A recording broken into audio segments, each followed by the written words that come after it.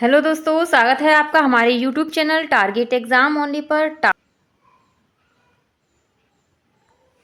Target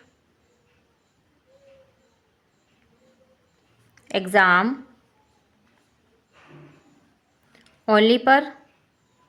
और जैसे कि आपको पता है, मैं आपके लिए आपके जो पेपर चल रहे हैं अभी फर्स्ट सेमेस्टर के, उनका पेपर सॉल्यूशन लेके आई हूँ। और आज हम अपनी जो है साइंस सब्जेक्ट के पेपर का सॉल्यूशन देखेंगे। और ये आपका तृतीय प्रश्न पत्र था और आज ये आपका 28 अक्टूबर 2025 को हुआ है। ठीक है, तो कल के पेपर आपने, आई होप आपने एनालिसिस कर लिए होंगे। और लेकिन किसी ने भी कमेंट बॉक्स में कमेंट करके नहीं बताया कि किसका स्कोर क्या रहा है। ठीक है, और लास्ट में मुझे आप कमेंट बॉक्स में कमेंट करके जरूर बताना कि आपने कितना पेपर सही किया। चलिए देखते हैं पेपर आज का कैसा आया था, कि ईजी था या टफ था। ठीक है, चलिए देखते हैं।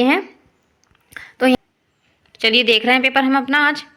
तो ये आपका पेपर है आज का। ठीक है, और यहाँ पर ये इस तरीके से आया हुआ है। पता ही है आपको कि 25 मार्क्स का होता है, 25 मार्क्स का होता है और 1 घंटे का होता है। ठीक है, तो देखेंगे पहला क्वेश्चन क्या आया हुआ है। इसमें हमारा पहला बहुविकल्पीय प्रश्न दिया हुआ है कि प्रश्न दिया है साइंस का, वो दिया है बल में होता है। तो बल में क्या होता है यहाँ पर आपको बताना था। क्या होता है? केवल परिमाण होता है, केवल दिशा होती है। परिमाण और दिशा दोनों होती है, और ना तो प्रमाण होता, ना तो परिणाम होता, ना ही दिशा होती है। तो राइट आंसर क्या होगा? राइट आंसर यहाँ पर थर्ड वाला है। पहले का क्या है? थर्ड है। क्या है?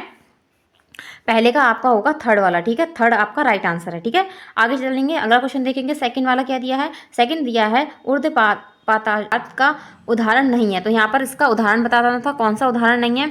तो पहले इसमें दिया कपूर, नमक, आयोडीन और नौसादर। तो राइट आंसर क्या होगा?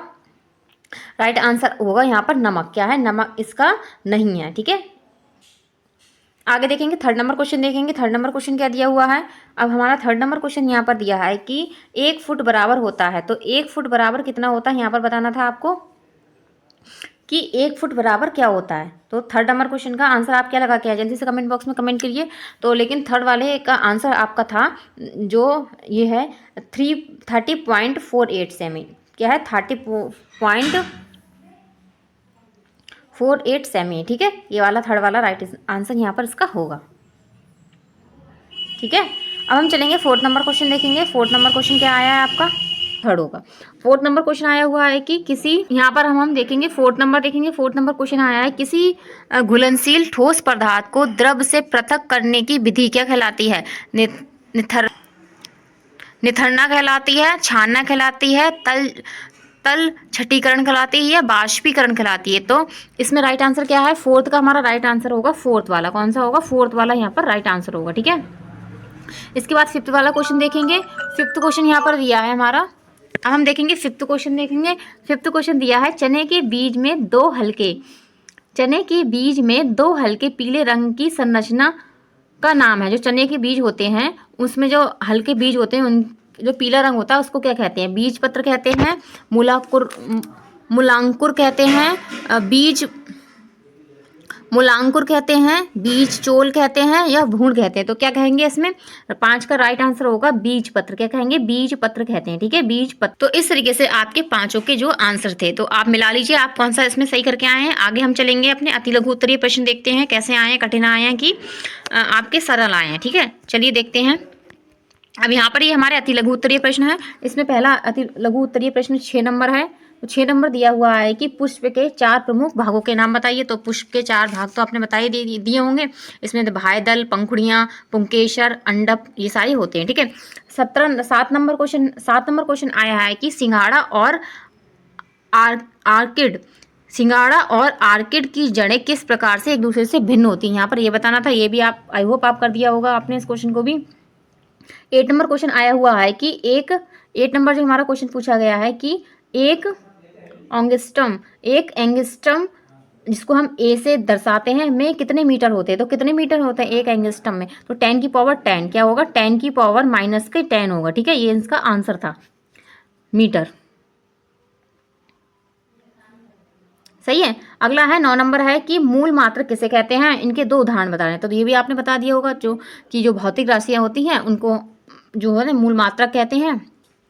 मूल मात्रा क्या होता है? एक भौतिक राशि होती है, और ये एक दूसरे से क्या होते हैं? एक दूसरे से स्वतंत्र होते हैं, और अन्य किसी जो मात्रक होता है उसमें नहीं बदले जाते हैं, ये हमारे मूल मात्रक होते हैं। और एग्जाम्पल में आप किलोग्राम और मीटर को लिख सकते थे, ठीक है, किलोग्राम मीटर। अब 10 नंबर देखेंगे। 10 नंबर आया हुआ है कि पदार्थ की वह कौन सी अवस्था है जिसमें पदार्थ क्या होता है,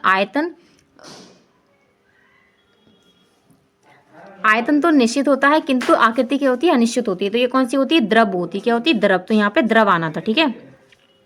तो आई होप इसको आप भी कराए होंगे। अगला है 11 नंबर है। 11 नंबर है भंगुर और अभंगुर पदार्थ। तो भंगुर वह होते हैं जो मतलब कि थोड़ा सा बल लगाने पे टूटते हैं, अभंगुर वो होते हैं कि बल लगाने पर जो है टूटते नहीं है, ठीक है। तो भंगुर का था कांच, इसका एग्जाम्पल क्या लिख सकते थे, इसका था कांच।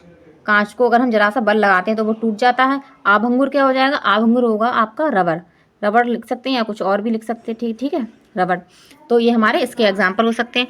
तो अति लघु उत्तरीय मैंने अभी आपको जो है एनालिसिस करा दिया। आगे देखेंगे अति लघु उत्तरीय प्रश्न देखेंगे। अब आपके जो लघु उत्तरीय प्रश्न है यहाँ पर जो 12 नंबर आया हुआ कि लैंगिक जनन के अंतर्गत विखंडन एवं मुकुलन के उदाहरण सहित लिखिए। इसको अभी आप कर दिया होगा। 13 नंबर है कि प्रयोगशाला थर्मामीटर का चित्र बनाई। यहाँ पर थर्मामीटर का चित्र बनाना था और फ़ारेनहाइट स्केल में परिवर्तन का सूत्र भी लिखना था यहाँ पर, ठीक है। इसके बाद है 14 नंबर आया है कि मृदु साबुन एवं कठोर साबुन में अंतर क्या है, मृदु साबुन और कठोर साबुन में अंतर क्या है ये बताना था यहाँ पर आपको, और इसके उदाहरण भी देने थे, ठीक है। और 15 नंबर है कि घर्षण बल किसे कहते हैं और दैनिक जीवन में घर्षण बल का महत्व बताना था, उदाहरण बताना। 16 नंबर था कि पदार्थ के पृथक्करण से आपके समझते हैं, ये भी आपने कर दिया होगा, इसका ये भी आपने दे दिया होगा, ठीक है। इसके बाद 17 नंबर क्वेश्चन यहाँ पर आया था कि सरल और संयुक्त पत्तियों में अंतर बताना था। सरल पत्ती कौन सी होती है और संयुक्त पत्ती कौन सी होती है। और 18 नंबर क्वेश्चन है कि पुष्प को परिभाषित करते हुए उसका नामांकन चित्र। यहाँ पर देखिए आपको दो के चित्र बनाने को आए, एक इसका चित्र है 18 नंबर क्वेश्चन का है, एक यहाँ पे जो 13 नंबर क्वेश्चन है इसका भी आपको चित्र बनाने का। तो दो चित्र से आपको क्वेश्चन आए हुए हैं। अगर आपने हमारी क्लासेस अच्छी से देखी होंगी प्रशिक्षु बैच में तो आप यहाँ पर पेपर इजीली कर पाए होंगे, ठीक है। तो यहाँ पर हमने पेपर का सोल्यूशन कर लिया है। आपको मुझे कमेंट बॉक्स में कमेंट करके बताना है कि आपका स्कोर क्या रहा है और कौन कौन से क्वेश्चन आपको कठिन लगे हैं, ठीक है। तो आज के लिए बस इतना ही। नेक्स्ट क्लास में मैं फिर से हाजिर होंगी और हमारे टारगेट एग्जाम ओनली